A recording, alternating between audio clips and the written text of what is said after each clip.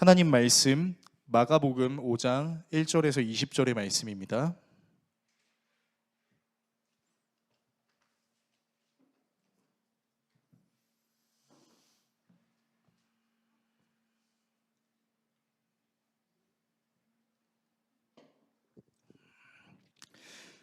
신약 성경 약 59페이지 내지는 60페이지 정도에 있습니다.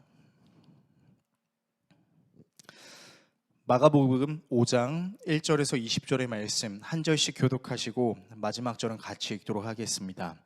하나님의 말씀을 읽겠습니다. 예수께서 바다 건너편 거라사인의 지방에 이르러 배에서 나오심에 곧 더러운 귀신 들린 사람이 무덤 사이에서 나와 예수를 만나니라.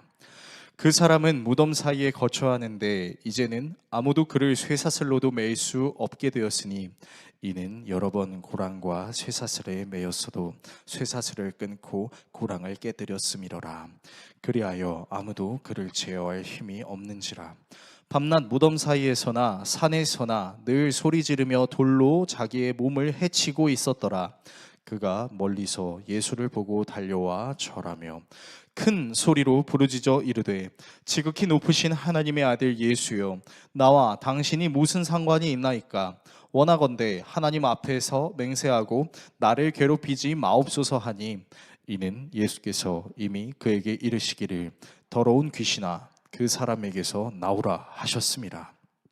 이에 물으시되 내 이름이 무엇이냐? 이르되 내 이름은 군대니 우리가 많음이니이다 하고 자기를 그 지방에서 내보내지 마시기를 간구하더니 마침 거기 돼지의 큰 떼가 산 곁에서 먹고 있는지라. 이에 간구하여 이르되 우리를 돼지에게로 보내어 들어가게 하소서 하니 허락하신대 더러운 귀신들이 나와서 돼지에게로 들어가매 거의 2,000마리 되는 떼가 바다를 향하여 비탈로 내리다라 바다에서 몰사하거늘 치던 자들이 도망하여 읍내와 여러 마을에 말하니 사람들이 어떻게 되었는지를 보러 와서 예수께 이르러 그 귀신 들렸던 자 곧 군대 귀신 집혔던 자가 옷을 입고 정신이 온전하여 앉은 것을 보고 두려워하더라. 이에 귀신 들렸던 자가 당한 것과 돼지의 일을 본 자들이 그들에게 알리매 그들이 예수께 그 지방에서 떠나시기를 간구하더라. 예수께서 배에 오르실 때 귀신 들렸던 사람이 함께 있기를 간구하였으나 허락하지 아니하시고 그에게 이르시되 집으로 돌아가 주께서 내게 어떻게 큰 일을 행하사 너를 불쌍히 여기신 것을 내 가족에게 알리라 하시니, 같이 읽습니다. 그가 가서 예수께서 자기에게 어떻게 큰 일 행하셨는지를 데가볼리에 전파하니 모든 사람이 놀랍게 여기더라. 아멘. 오늘 여러분과 함께 예수님의 일생 47번째 시간, 때로는 귀신보다 사람이 무섭습니다. 죄송합니다. 그 주제가 잘못 나왔네요. 때로는 귀신보다 사람이 무섭습니다. 라는 주제로 하나님의 말씀 나누도록 하겠습니다. 네, 제가 PPT 작업을 하다가 좀 실수를 했습니다. 때로는 귀신보다 사람이 무섭습니다. 이것이 주제입니다. 자, 여러분께 질문 하나 해보겠습니다.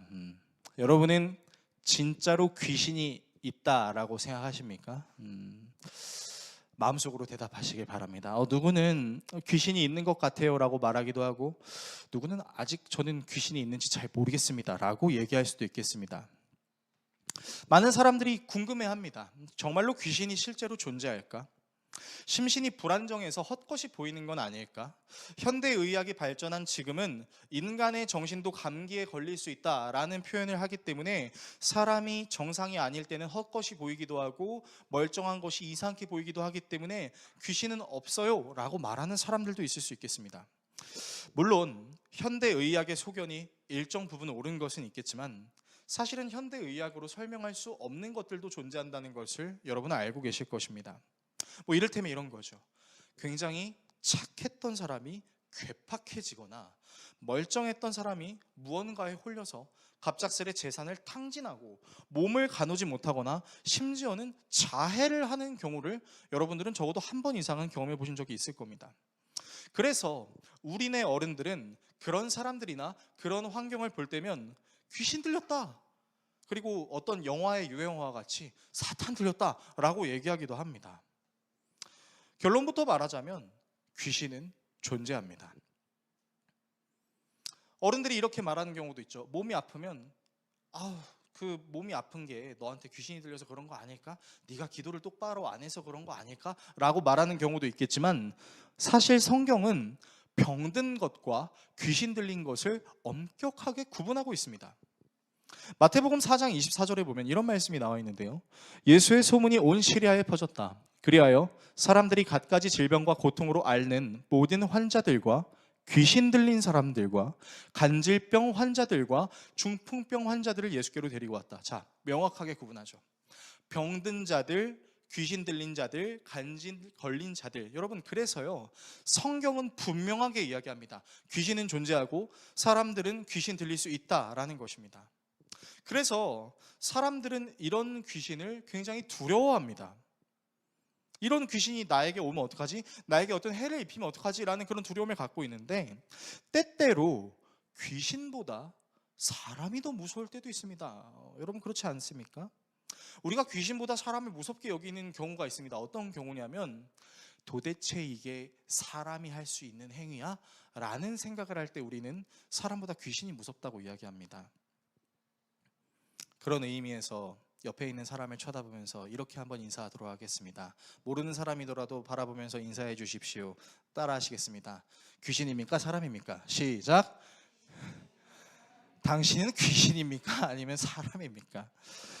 여러분, 사람이요, 정말 너무나 잔혹하고 너무나 말도 안 되는 일을 저지를 때는요, 얼마나 그것이 악한지 뉴스나 매체를 통해서 보도하면서 그거를 보도하는 사람들도 치를 떨기도 하고 그거를 보는 우리들도 치를 떨기도 합니다. 그리고 때때로 우리는 우리가 사람이라는 사실이 굉장히 혐오스럽게 느껴질 수 있을 만큼 나 자신의 악함을 발견할 때가 있습니다. 그렇지 않습니까? 저부터 살짝 예를 들어서 설명해 드릴까요? 아주 귀여운 예이지만, 저는 대중교통을 많이 이용했을 시절, 제가 지각을 하는 경우에 마음이 너무 급해서 항상 뛰어갈 때마다 제 앞을 가로막고 있는 어떤 형제나 자매를 만났을 때 마음속으로 이미 후려쳤습니다. 아우, 왜 막어? 나 바빠 죽겠는데. 그리고 에스컬레이터는 서서 가야 되는 게 맞잖아요. 근데 걸어서 올라가지 않는 사람들을 보면서 아우, 바빠 죽겠는데 왜 안 걸어가? 라고 하고, 나중에 수업을 다 마치고 나서 또 제가 신학교를 나왔거든요. 그리고 이제 회개를 하기 시작해요. 하나님, 오늘도 저는 망치로 사람을 때렸습니다. 오늘도 저는 오른발로 축구공을 차듯 사람을 찼습니다. 마음속으로요. 자, 귀여운 예를 드리긴 했지만 여러분은 어떠세요? 여러분이 여러분 자신이 다 만족스러우십니까? 때로는 여러분이 근데 내가 어떻게 이렇게 악한 생각을 할 수도 있지? 라는 생각을 해본 적이 없으신가요? 저만 그런가 봐요. 여러분, 우리는 한 번 이상 그런 생각들을 다 해볼 수 있습니다. 그래서 우리가 무엇보다 들키기 싫은 게 있다면 우리의 마음일 것입니다. 여러분의 마음의 색깔을 표현하자면 여러분은 무슨 색이신 것 같으세요? 저는 검은색에 가까운 회색인 것 같습니다. 저는 지금도 제가 하나님의 은혜 없이는 살아갈 수 없는 존재라는 것을 날마다 뼈저리게 느낄 정도로 제 마음에 악함이 가득하기 때문이죠. 오늘 본문에는 사람을 괴롭히는 귀신이 등장합니다. 그리고 그 귀신이 활동했던 지역의 사람들이 등장합니다. 바로 거라사 사람들인데요. 저는 오늘 본문을 통해서 여러분과 다음 내용을 함께 나누고 기도하는 시간을 가지려고 합니다. 먼저 본문에 등장하는 귀신의 정체가 무엇인지에 대해서 살펴보겠습니다. 그리고 사람의 악함에 대해서 살펴보겠습니다. 마지막으로 하나님의 의도에 대해서 살펴보겠습니다. 귀신의 정체, 사람의 악함, 하나님의 의도, 이 세 가지 내용을 여러분과 함께 나누고 기도하는 시간을 갖도록 하겠습니다. 첫 번째, 귀신의 정체입니다. 오늘 본문에 등장하는 거라사라는 이 지역은요, 독립된 지역이 아니라 10개로 묶여진 도시 중에 하나였습니다. 그러니까 이 도시가 데가볼리라고 성경은 이야기하고 있는데, 이 데가볼리는 헬라어로 데카폴리스라는 말로 10개의 도시를 의미합니다. 근데 이 10개의 도시가 어떤 도시였냐면, 당시 이스라엘을 지배하고 있었던 로마가 갈릴리 남단에 세웠던 10개의 식민지였어요. 그래서 이 도시들에는 유대인들만 있는 게 아니라 이방인들이 있었습니다. 그리고 사실 이방인들이 훨씬 많았어요.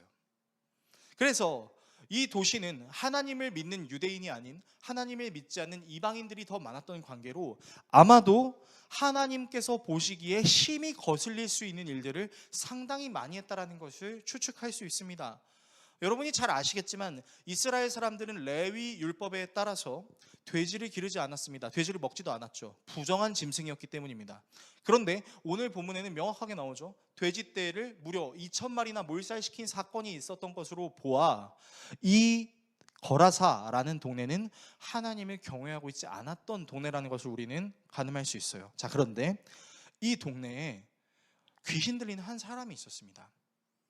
그 사람은 무덤에서 항상 먹고 사는 사람이었는데, 이 사람이 어떤 사람이었냐면 쇠사슬로 결박을 시켜도 그 쇠사슬을 뚫고 나오고 날마다 소리를 지르고 심지어는 자기의 몸을 자해하는 사람이었습니다.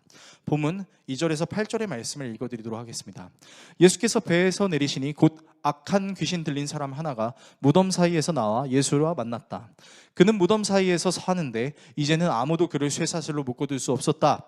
여러 번 쇠고랑과 쇠사슬로 묶어두었으나 그는 쇠사슬도 끊고 쇠고랑도 부수었다. 아무도 그를 휘어잡을 수 없었다. 그는 밤낮 무덤 사이에나 산속에 살면서 소리를 질러대고 돌로 제 몸에 상처를 내곤 하였다. 그가 멀리서 예수를 보고 달려와 엎드려 큰 소리로 외쳤다. 더없이 높으신 하나님의 아들 예수님, 나와 무슨 상관이 있습니까? 하나님을 두고 애원합니다. 제발 나를 괴롭히지 마십시오. 그것은 예수께서 이미 그에게 악한 귀신아 그 사람에게서 나가라 하고 명하셨기 때문이다. 자, 말씀을 보시면 귀신 들린 사람의 특징이 있습니다. 세 가지 정도의 특징이 있는데, 여러 번 쇠사슬에 묶였으나 그 쇠사슬을 다 뚫고 나왔습니다. 그렇다는 것은 그 무엇으로도 그 사람을 제어할 수 없다는 것을 의미합니다. 그리고 아무도 그를 제어하지 못했다라는 것은, 다른 말로 그를 제어할 수 있는 것은 오직 귀신뿐이다 라는 것이죠. 그리고 이 귀신 들린 자가 했던 행위가 뭐였냐면 소리를 지르면서 자해를 하는 거였어요. 귀신 들린 자의 특징이 바로 이렇다라는 것입니다. 근데 여러분, 지금 성경이 보여주고 있는 이 귀신 들린 자의 모습이 우리가 이렇게 굉장히 험상궂고 굉장히 험악한 상황만을 생각하지만, 여러분 사실은 본문에 등장하는 귀신 들린 사람들 뿐만 아니라 일반적으로 귀신 들린 사람의 특징이 이러하다는 것을 우리가 알아야 됩니다. 우리가 생각했을 때 귀신 들린 것 같아, 이상한 것 같아, 저 사람 뭔가에 홀린 것 같아 라고 말하는 사람들의 특징이 무엇입니까? 그 무엇으로도 그 사람을 되돌릴 수가 없어요. 그렇지 않습니까? 도박 같은 경우도 마찬가지입니다. 도박에 중독이 됐어요. 그거 하면 안 돼, 그거 하면 나쁜 거야 라고 말해도 듣습니까? 안 들어요. 그 도박보다 커다란 해를 입지 않으면 모릅니다. 그렇기 때문에 그 도박에 중독된 사람에게 더 큰 상처를 줄 수 있는 어떤 존재가 있지 않는 이상 이 귀신이 들린 것처럼 도박을 하는 사람은 자기가 무슨 행위를 하는지 전혀 인지를 못해요. 그래서 어떻게 돼요? 재산을 망치죠. 패가 망신하죠. 자기가 가지고 있는 재산을 다 탕진해버립니다. 여러분, 이게 귀신 들린 자의 특징이라는 거예요. 오늘 본문에 등장하는 귀신 들린 자의 특징을 그 사람에게만 국한시켜야 되는 것이 아니라, 이 본문은 의도적으로 우리에게 귀신 들린 사람들의 특징이 이러하다, 그 누구의 제어도 받지 않는다, 그리고 귀신의 통제만 받는다, 그리고 결국 자기의 몸이 망가지게 된다라는 것을 우리에게 말하고 있는 것입니다. 자, 그런데 이 귀신 들린 자가 예수님께서 배에 내리시자마자 예수님께 달려옵니다. 그리고 엎드려서 애원을 하기 시작해요. 애원의 내용이 참 재밌습니다. 하나님의 아들이시여, 하나님의 이름으로 애원합니다. 여러분, 귀신이 하나님의 이름으로 예수님께 애원을 한대요. 그러면서 자기가 지금 있는 이 거라사 지방에서 쫓아내지 말아달라고 얘기를 하는 거예요.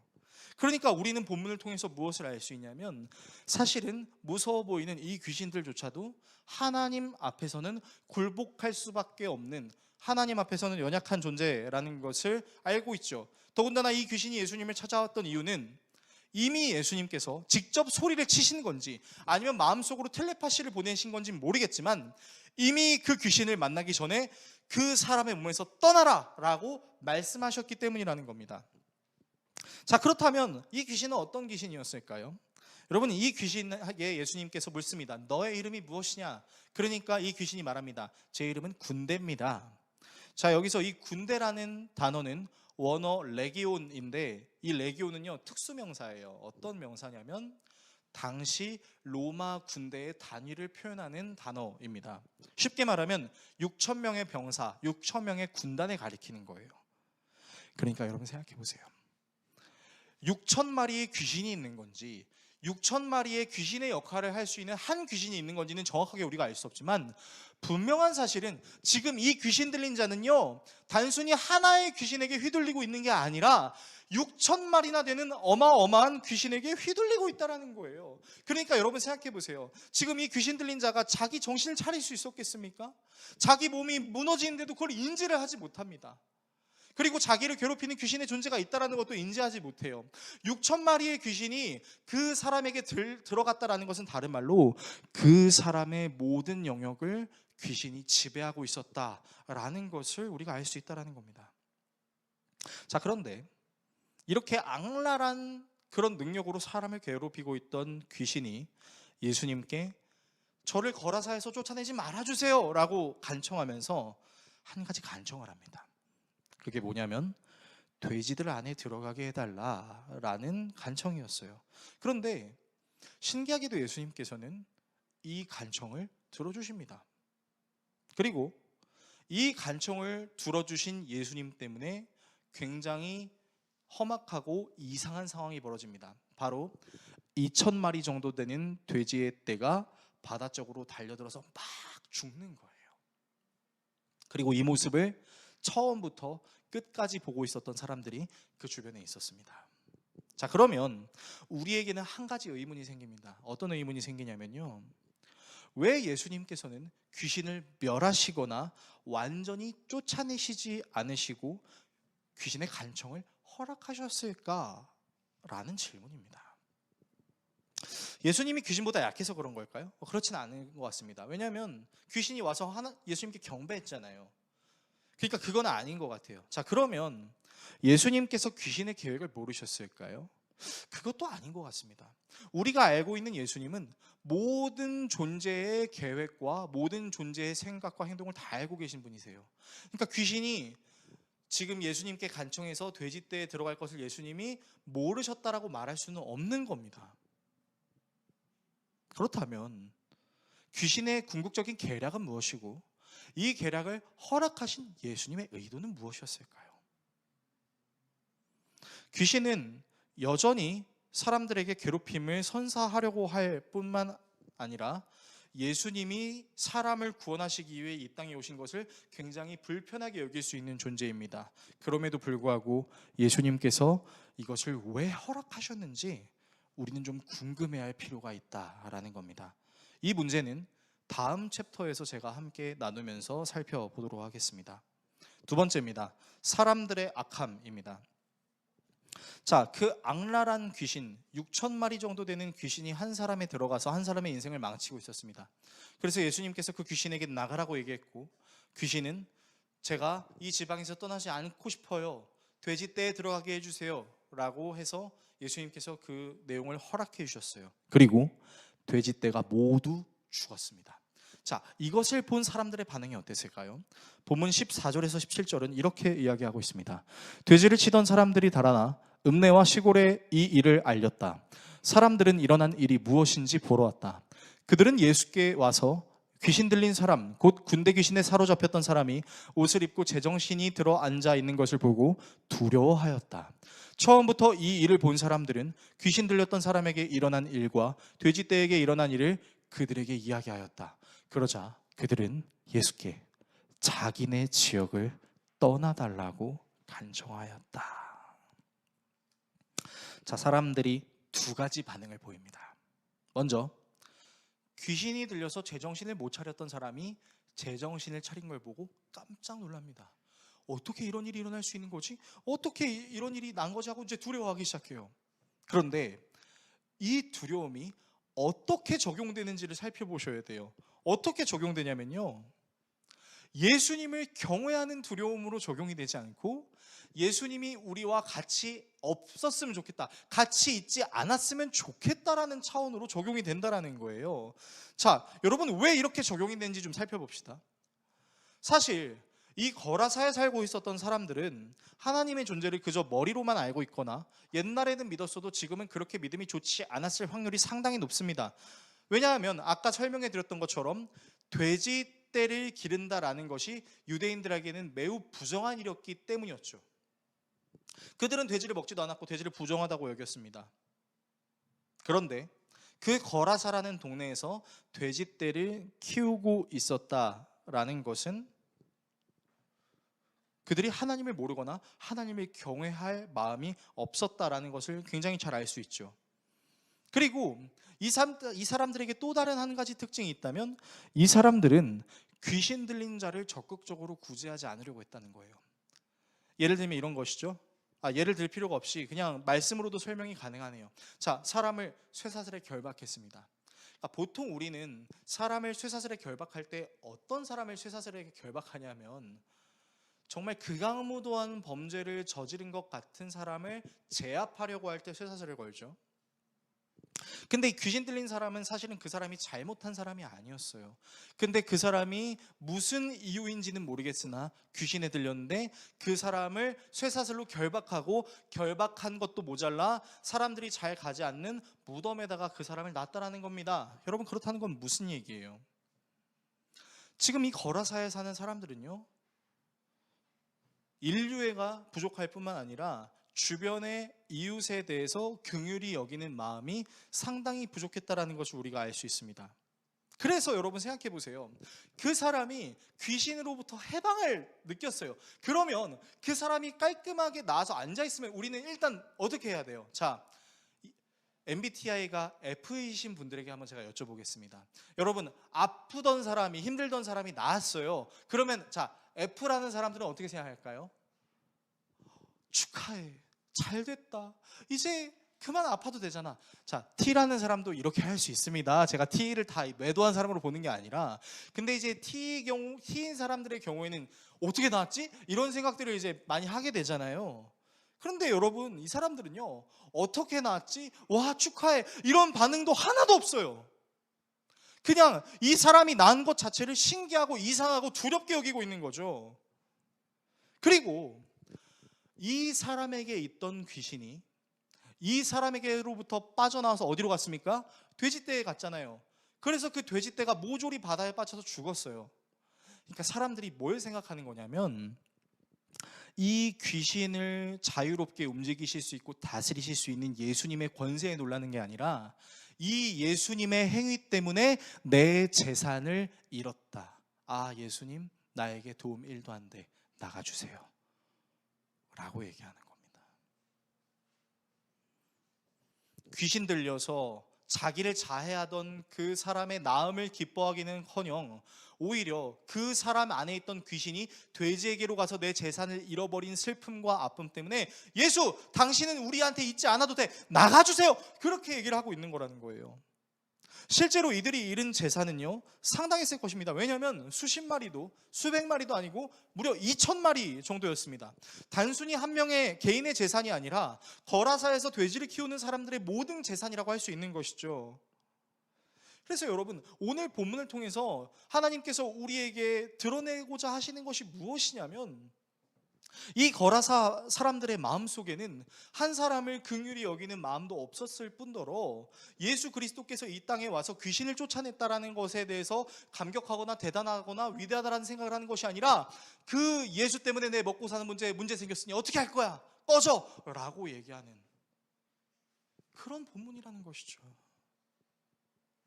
그런데 사실은 이런 거라사 사람들의 모습이 어쩌면 우리의 모습이 될 수도 있다라는 하나님께서 양심을 찌르시는 느낌을 혹시 여러분은 받으실 수 있을지 모르겠습니다. 오랜 시간 고통 속에 있었던 사람이 해방을 갖게 된 것보다 내 자신의 문제가 더 크게 여겨지는 것이죠.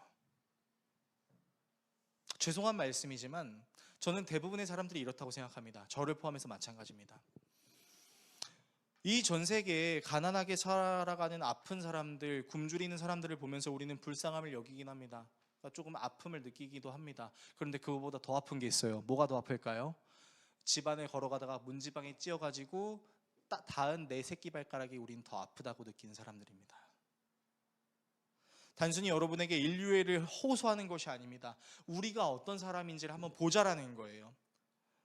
예수님이 행하신 일이 기이하고 놀랍다면, 그리고 예수님께서 그 귀신을 쫓아낼 수 있는 능력을 가지고 있다는 것을 처음부터 끝까지 본 사람들이었다면, 그런 놀라운 일을 행할 수 있는 예수님이 우리의 재산을 잃게 할 수는 있었어도 우리의 재산을 다른 방식으로 하나님께서 도와주실 수 있다라는 그런 생각을 전혀 하지 못한 거예요. 그리고 그런 사람들이다 보니까 항상 자기 자신의 삶이 너무 중요한 것이죠. 자기 자신의 삶은 너무 중요하고 자기 자신의 삶을 괴롭히는 존재에 대해서 일말의 긍휼함도 느끼지 못하고 그 사람이 그냥 결박되어버리거나 그 사람이 그냥 무덤에서 나오지 않았으면 좋겠다고 생각하는 그런 완악함이, 그런 악함이 우리에게 있을 수 있다는 겁니다. 그런데 우리는 또 아이러니하게도 엄청나게 큰 돈을 써서 실패하는 것을 인생 공부라고 생각하면서 자위하는 경우도 있어요. 그렇지 않습니까? 여기 계신 성도님들 중에서 사업을 하거나, 우리 청년들 중에서 비트코인이나 주식을 몰빵을 했다거나, 근데 그게 뜻대로 되지 않아서 많이 잃었을 때 자기를 위로하기 위해서 사람들이 어떻게 얘기하는지 아세요? 인생 공부했네. 억대 돈 투자하고 수천만 원 투자하고 내가 전혀 수익을 이렇게 얻지 못하니까 그런 나를 위로하기 위해서 뭐라고 얘기하냐면 인생 공부했어라고 얘기해요. 그렇지 않습니까? 지금 여기 보니까 인생 공부하신 분들이 좀 계신 것 같아요. 네, 저도 인생 공부를 좀 해봤습니다. 여러분, 목사도요, 비트코인 해봤고요, 주식 합니다. 어떻게 목사가 저래? 목사는 열해요. 목사도 하나님의 은혜 없이는 살 수 없어요. 물론 전 지금은 하지 않습니다. 네, 그것이 전혀 저에게 유익이 되지 않는다는 사실을 비트코인을 켜보니까요, 이게 성경을 볼 수가 없어. 맨날 비트코인 보고 있어야 돼. 오른다 할 때 이때 팔아야 되나 저때 팔아야 되나 이러고 있어요. 그리고 이러면서 저도 하나님의 은혜라고 생각하지 않고 인생 공부했다라고 제가 얘기를 하고 있더라고요. 재산을 잃었지만 인생 공부했어라고 말할 수 있는 게 사람 아닙니까? 내 재산을 잃었지만 내가 가진 재산보다 더 큰 존재를 우리는 알 수 있게 된 거 아닐까라는 생각의 전환, 발상의 전환이 이들에게는 전혀 없어요. 왜요?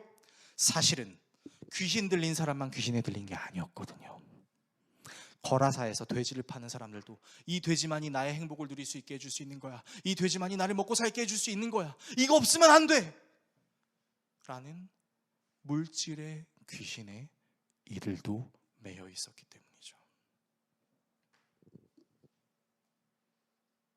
여러분 생각해 보세요. 이 본문을 묵상하면 묵상할수록 사실 이 사람들은 모든 것을 다 알고 있었다는 것을 우리가 발견할 수 있는데요, 여러분 생각해 보십시오.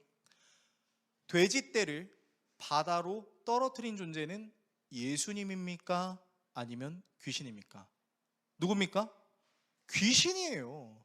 예수님이 빠뜨린 게 아니라고요. 귀신이 빠뜨린 거죠. 단지 예수님이 이제 그걸 허용하신 게 잘못이지만, 여러분, 그러면 우리가 정말 논리적인 걸 좋아하니까 법정 판대에 우리가 섰다고 생각하고 한번 생각을 해봅시다. 과실이 누구에게 큰 거예요? 마귀에게 큰 거죠. 그러니까 굳이 탓을 하려면 마귀 탓을 해야 되는 거죠. 사람들은 돼지떼가 바다에 떨어진 이유가 사실은 예수님 때문이 아니라 귀신, 군대 귀신 때문이었다는 것을 알고 있었어요. 본문 16절의 말씀을 자세히 보세요. 이 모든 일을 처음부터 사람들이 알고 있었다고 이야기합니다. 그렇다는 말은 다른 말로는 돼지떼가 바다에 빠진 건 예수님 때문이 아니라 귀신 때문이라는 것을 알았다라는 것으로도 해석할 수 있는 거죠. 모든 걸 구경하고 있었던 그 사람들은 귀신의 존재와 예수님의 사역을 눈으로 보고 귀로 들었습니다. 그런데 그들이 예수님을 원망하는 거죠. 여러분, 이게요, 우리가 살고 있는 이 사회에서도 굉장히 만연하다라는 것을 제가 가끔 느낄 때가 있는데, 제가 함부로 비난하고 싶지 않지만 저는 정치하는 사람들이 제발 이런 방식을 쓰지 않았으면 좋겠다라고 생각하는 것 중에 하나가 뭐냐면요, 원인 돌리기를 쓸 때가 있습니다. 그러니까요, A에게 문제의 원인이 있어요. 그래서 B라는 결과가 나왔습니다. 그러면 A의 원인에 대한 잘잘못을 따져야 되는데요, A의 원인으로 인해 피해를 본 B가 잘못이다라고 이상하게 논리를 비꼬아가지고 사람들에게 갈라치기를 만들어지게 하는 그런 이상한 현상들을 할 때가 있다는 겁니다. 그래서 우리가 그런 정치하는 사람들 보면 되게 치가 떨리지 않습니까? 아니, 잘못은 이 사람이 했는데 왜 이 사람이 잘못한 것처럼 여겨줘야 돼? 대표적인 예가 있죠. 뉴스에 아주 하도 기가 막힌 예가 있어서 여러분께 말씀드린 적이 있었지만, 어떤 학부모가 그 아이의 뺨을 때렸습니다. 왜 내 아이 때려? 하고 그 아이의 뺨을 때렸는데, 그 사람이 인터뷰할 때 이렇게 주장하죠. 그 아이의 뺨이 제 손에 다가왔습니다. 이게 무슨 말이에요? 방구예요. 근데 이 세상이 그렇다고요. 다 그런 것은 아니겠지만 이 세상의 악하고 썩은 부분에는요, 잘못을 한 존재가 분명히 있는데 그 사람이 손가락질 당하고 그 사람이 심판을 받는 게 아니라 그 잘못을 당한 사람이 심판을 받게 되고 손가락질을 당하는 이상한 현상들이 일어나고 있다는 거죠. 오늘 본문이 바로 그래요. 여러분, 그런 일은 초대 교회 시대에도 기원전에도 있었습니다. 그리고 이 군대라는 귀신이 아주 악랄한 이유가 있는데, 이 군대 귀신은요, 궁극적으로는 귀신 들린 한 사람만 괴롭히려고 한 게 아니었어요. 이 군대 귀신이 계속 그 지방에 있게 해달라고 한 이유가 뭐겠습니까? 그 지방에 있는 모든 사람들을 그 군대 귀신이 지배하고 싶은 마음 때문이었겠죠. 그래서 이 군대 귀신이 아주 교활한 전략을 세우죠. 돼지떼로 보내주세요. 그래서 그 돼지떼를 어떻게 합니까? 다 바다에 빠뜨려서 죽여버립니다. 그래서 그 잘못을 누구에게로 향하게 하고 있죠? 예수님께로 향하게 하고 있는 거예요. 여러분, 이게 마귀의 계략입니다. 이게 마귀의 계획이에요. 그렇게 함으로 모든 사람들을 자기의 다스림 안에 지속적으로 가두려고 하는 것, 여러분, 이게 마귀의 계획이라는 겁니다. 그리고 그 마귀의 계획에 완전히 들어가 있었던 거라사 사람들은 어떻습니까?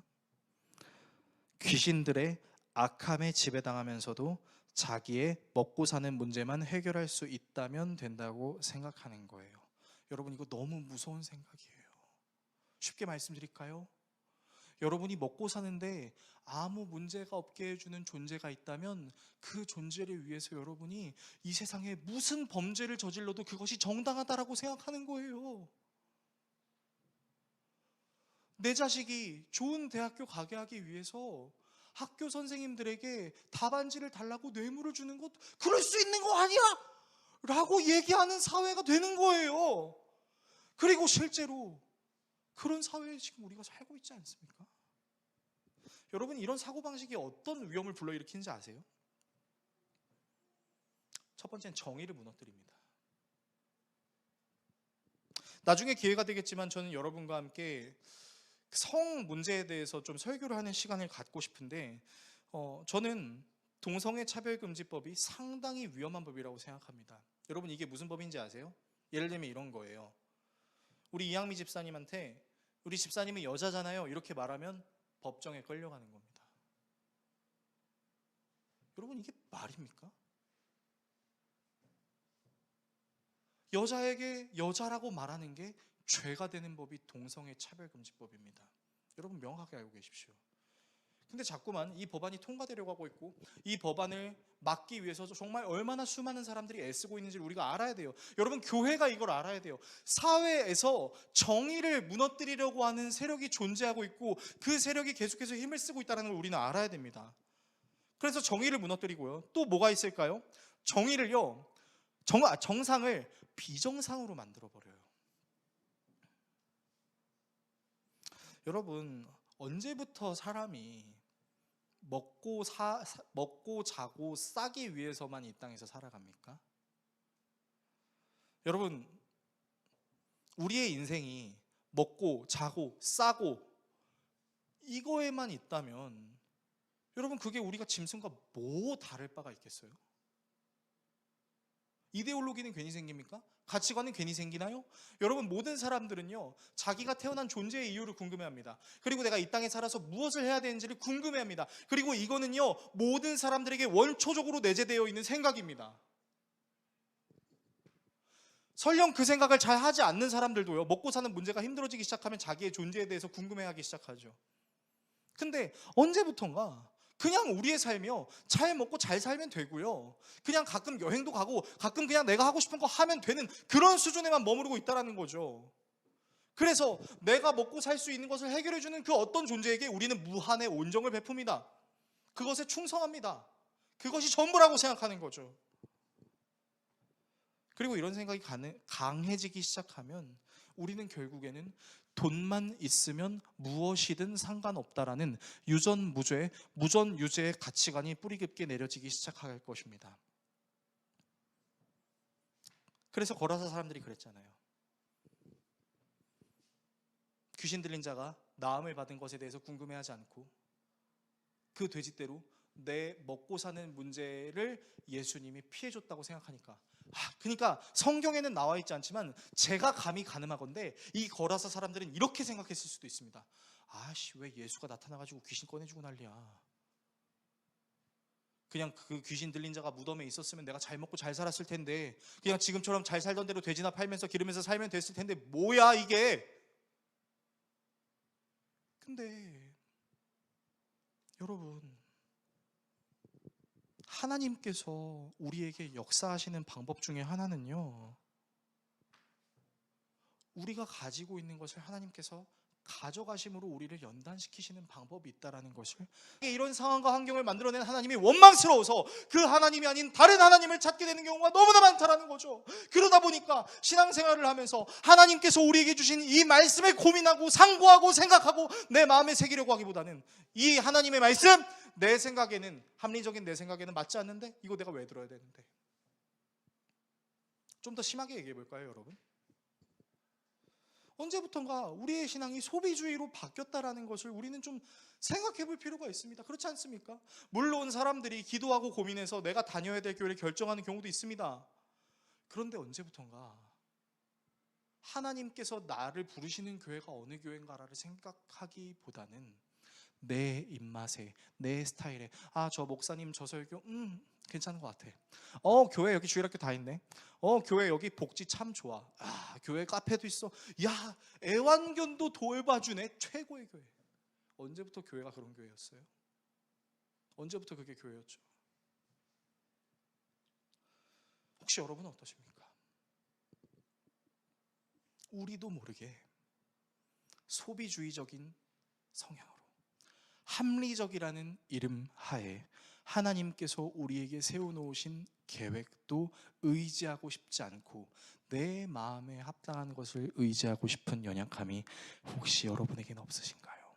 성경은 그것을 가리켜 인간의 악함이 될 수 있다라고 얘기하고 있는 것입니다. 세 번째, 하나님의 의도입니다. 너무 이해가 되지 않습니다. 하나님, 그냥 귀신 쫓아내시죠. 그러면 귀신 들린 사람도 귀신이 없어지니까 좋고, 돼지떼를 잘 기르고 있던 사람들도 자기들 재산을 손해볼 필요가 없으니까 그냥 좋은 거 아닌가요? 일석이조 아닌가요? 라고 우리는 생각할 수 있을지도 모르겠습니다. 그런데 여러분 생각해 보세요. 예수님이 우리가 이렇게 생각할 것이라는 걸 모르실까요? 아니에요. 예수님은 모든 것을 다 아시잖아요. 예수님은 모든 것을 다 알고 계셔요. 그래서 예수님께서는 마지막에 이 내용에 이렇게 말씀하십니다. 본문 18절에서 20절의 말씀인데 읽어드리겠습니다. 예수께서 배에 오르실 때 귀신 들렸던 사람이 예수와 함께 있게 해달라고 애원하였다. 그러나 예수께서는 허락하지 않으시고 그에게 말씀하셨다. 내 집으로 가서 가족에게 주님께서 너에게 큰 은혜를 베푸셔서 너를 불쌍히 여겨주신 일을 이야기하여라. 그는 떠나가서 예수께서 자기에게 하신 일을 데가볼리에 전파하였다. 자, 여러분, 여기서 이 데가볼리가 뭐냐면 아까 말씀드렸던 데카폴리스 10개의 도시예요. 거라사는 그 10개의 도시 중에 하나였어요. 자, 근데 이 사람이 예수님의 명령을 듣고 자기가 속해 있었던 거라사에만 하나님을 증거한 게 아니라 거라사 외에 남아있는 9개의 도시들에도 주님의 복음을 전달했다는 것. 여러분, 여기에 초점을 맞추고 이제부터 제 얘기를 들어주십시오. 자, 귀신 들렸던 사람은요, 자기를 구원해 주는 것은 먹는 것도 마시는 것도 평안한 미래를 허락해 주는 것도 아닌 귀신을 쫓아낼 수 있는 권능을 가지신 예수님이라는 사실을 알게 됐습니다. 그래서 그를 주인으로 삼으려고 해요. 그가 귀신 들렸을 때 보였던 모습은 스스로를 주체하지 못하고 자해를 하고 있었던 모습이었습니다. 그러나 이제 그는 자기를 구원하신 예수 그리스도를 통해 진정한 구원을 얻음으로 자신이 해야 할 일을 알았고 그것을 주님께 묻는 사람이 됐고, 그리고 그것을 실천하는 사람으로 변화됐어요. 귀신이 여전히 여러 사람들을 지배하고 있다 할지라도 그 귀신으로부터 구원을 받은 사람들을 통해 하나님께서는 진정한 구원이신 예수 그리스도를 전하게 하십니다. 그리고 이 소식은 거라사에만 퍼지는 것이 아니라 로마가 세운 10개의 식민지에도 퍼지게 된 것이죠. 이렇게 구원받은 자는 마귀의 지배를 받아도 자신의 먹고 사는 문제만 해결하면 되는 삶을 살지 않고 온전히 주님의 말씀을 따르며 주님을 증거하는 삶을 살게 되었다라는 것이 이 얘기의 결론입니다. 그렇다면 이 결론을 통해서 우리가 깨달을 수 있는 게 무엇이죠? 여러분, 예수님께서 굳이 유대인들이 아니라 이방인들이 섞여 있고 정말 우상을 숭배하고 되짚하는 것에 그 혈안이 되어 있는 그 사람들이 사는 도시에 온 이유는요, 그 도시에서 아무에게도 사랑받지 못하고 있었던 버려진 한 사람을 사랑하시는, 그리고 그 한 사람을 변화시켜 주시는 계획을 실천하시기 위해 이 땅에 오셨어요. 그리고 그 한 사람을 변화시킨 것으로 끝내신 것이 아니라 그 한 사람을 통해 여전히 변화되지 않는 다른 사람들을 변화시키시기 위해 예수님께서는 돼지떼를 허락하신 거죠.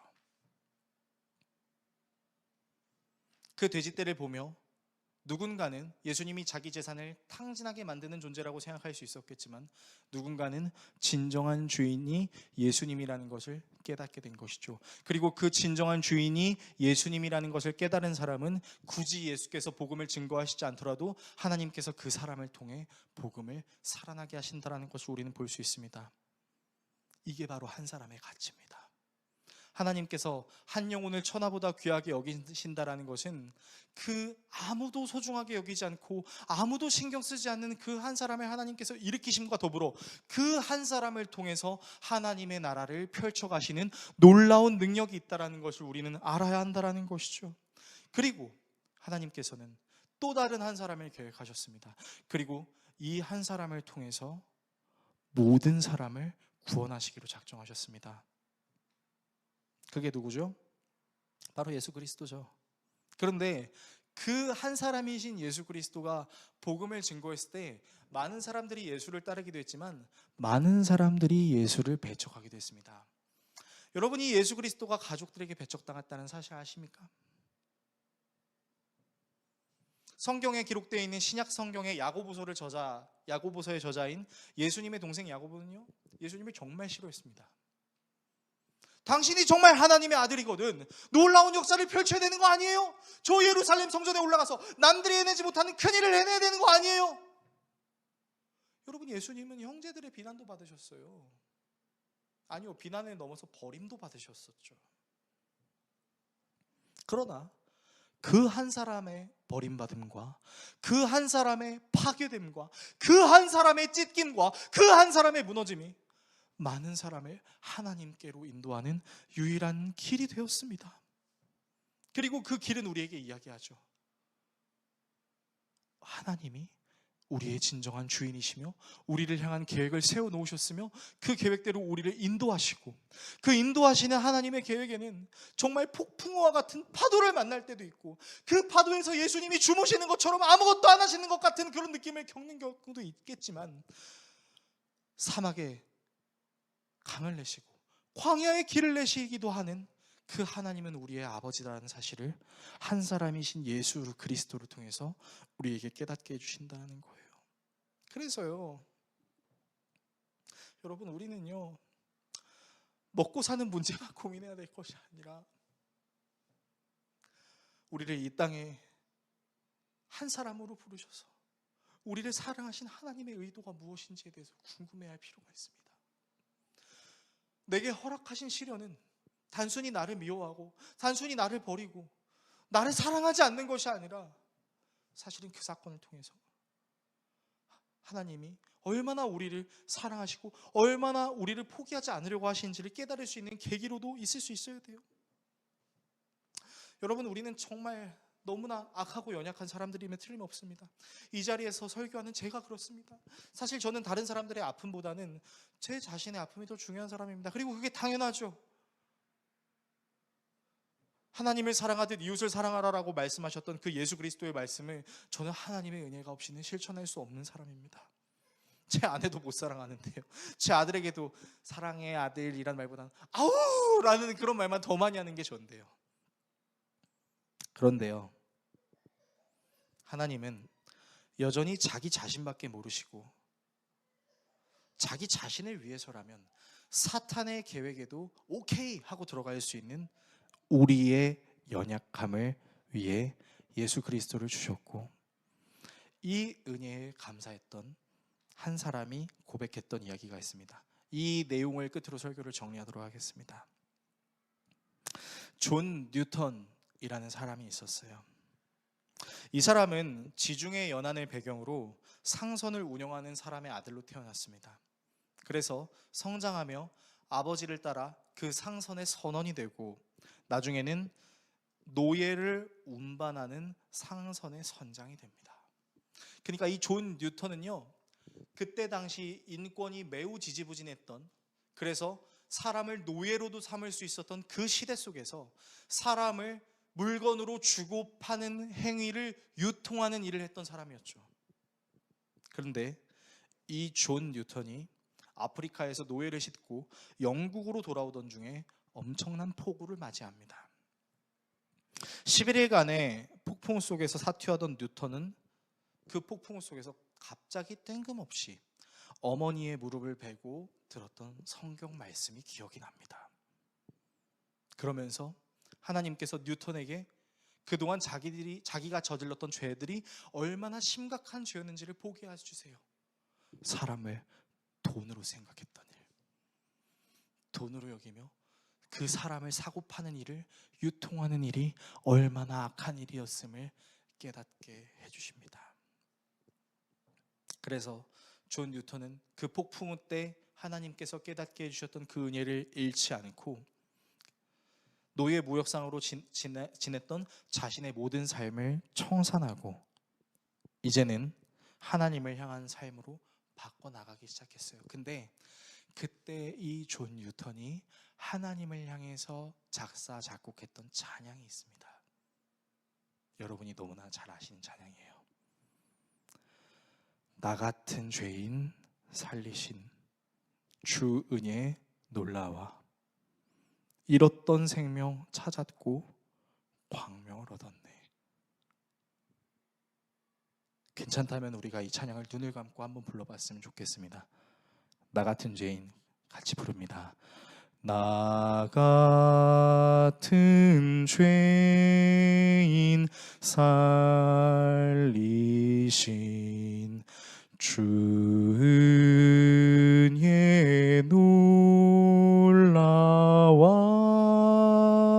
잃었던 생명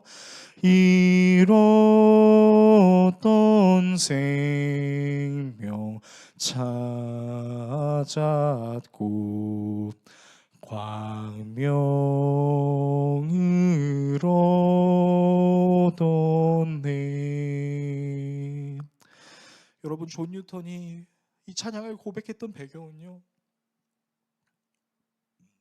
하나님의 형상인 사람을 돈을 주고 팔고 그 돈을 주고 파는 행위가 자기를 먹고 살게 해줄 수 있는 자기의 유일한 것이라고 생각해서 사람의 존엄성마저도 깨닫지 못하고 그 사람이 어떤 모양으로 살아가든 말든 나랑은 관계없어라고 생각했던 그 존 뉴턴에게 하나님께서 깨닫게 해주시는 이였습니다. 여러분, 하나님은요, 한 사람을 천하보다 귀하게 여기시고 그 한 사람을 통해 천하를 귀하게 여기시는 분이십니다. 그것을 알게 해주시기 위해서 예수 그리스도를 이 자리로 부르셨어요. 여러분, 우리는요, 어떻게 생각해보면 귀신보다 악한 존재입니다. 어떻게 생각하면 우리는 귀신보다 더 매도한 존재입니다. 무도한 존재입니다. 그러나 그런 우리를 위해서, 그런 우리를 구원하시기 위해서 예수 그리스도께서 이 땅으로 내려오셨습니다. 그분을 믿으십시오. 그분을 신뢰하십시오. 그분께 다가가십시오. 그분이 우리를 우리 되게 하며 우리가 누구인지를 깨닫게 해주실 것입니다. 기도하겠습니다.